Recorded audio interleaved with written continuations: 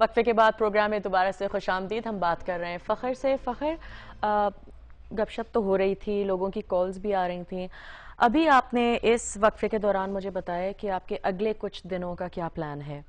تو کتنا ضروری ہے کہ جو ہمارے یہاں ایک کرٹیسزم بھی ہوتی ہے کہ ہم ولایت سے پیسے کیوں لے رہے ہیں یا ہم امریکہ سے پیسے کیوں لے رہے ہیں اور ہم خود کر سکتے ہیں سب کچھ.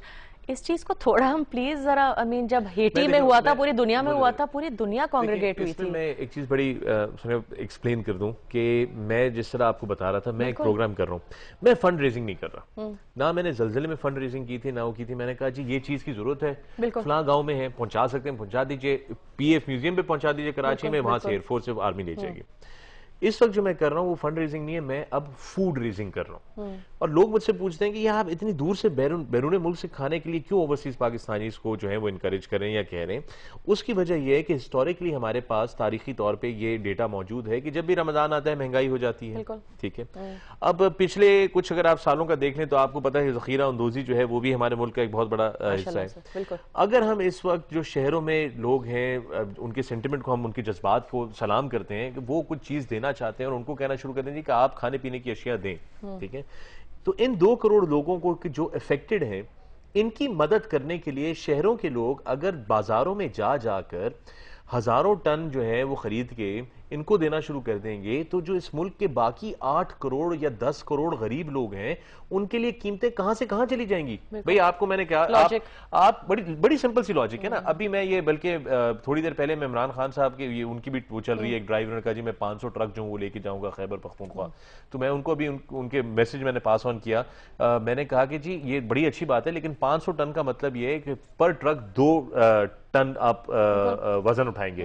تو 500 ٹرک کا مطلب ہے کہ 1000 ٹن سامان آپ لے کر جانا چاہ رہے ہیں ڈسٹریبیوٹ کرنے کے لیے.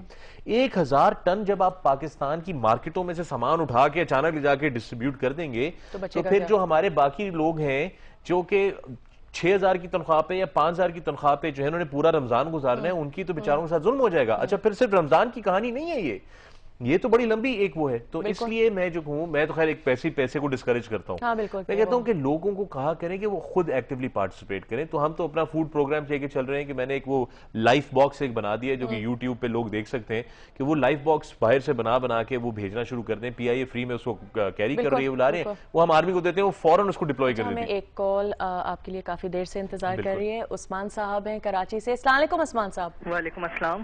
فرمائیے آج ہم کیا کر سکتے ہیں آپ کے لیے. میں اچھا آنر ہوں. ٹھیک جی آپ آنر ہیں. اوکے، مجھے فخر عالم سے بات کرنی تھی، ایک سجیشن پیش کرنی تھی. جی عثمان بھائی بولیں. فخر، میں نے ایک دفعہ ایک جگہ پڑھا تھا کہ پاکستان کے انسٹیٹیوشن میں ایریل وہیکلز مختلف اداروں کو رکھنے کی اجازت نہیں ہے. جیسا کہ امریکہ میں شہری دفاع کے ادارے، بڑی یونیورسٹیز اور اسپتال ہیلی کاپٹرز رکھ سکتے ہیں اور پھر کسی قسم کی نیشنل کلائمیٹی کے وقت وہ جو حکومت کی مین اسٹریم ادارے کام کر رہے ہوتے ہیں ان کے ساتھ وہ ہیلی کاپٹر یوز کر لیتے ہیں. اس طریقے سے نہ ملک کو اتنے بڑے پیمانے پہ ہیلی کاپٹرز کا انفراسٹرکچر مینٹین کرنا پڑتا ہے. جیسے کیٹرینا جب فلڈ امریکہ میں آیا تو اس وقت بہت سارے جو سویلینز کے یوز میں ہیلی کاپٹرز تھے وہ گورنمنٹ نے یوز کیے.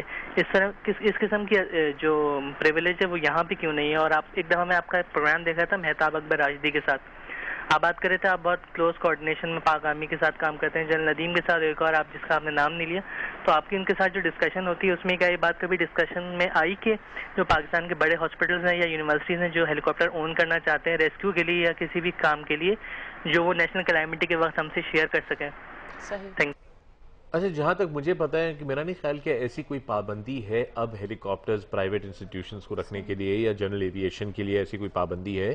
اس کی وجہ ہے کہ اب وہ ایک زمانہ ہوتا تھا کہ جب وہ بہت سے نیشنل سیکیورٹی کے ریزنز ہوتے تھے کہ آپ نہیں کرتے تھے، لیکن اب وہ بڑے ریلیونٹ ہو گئے ہیں چونکہ اب تو سیٹلائٹس کی امیجری کا ٹائم آ گیا. اب تو کسی کو سرویلنس کا ایشو نہیں ہوتا ہیلی کاپٹر سے.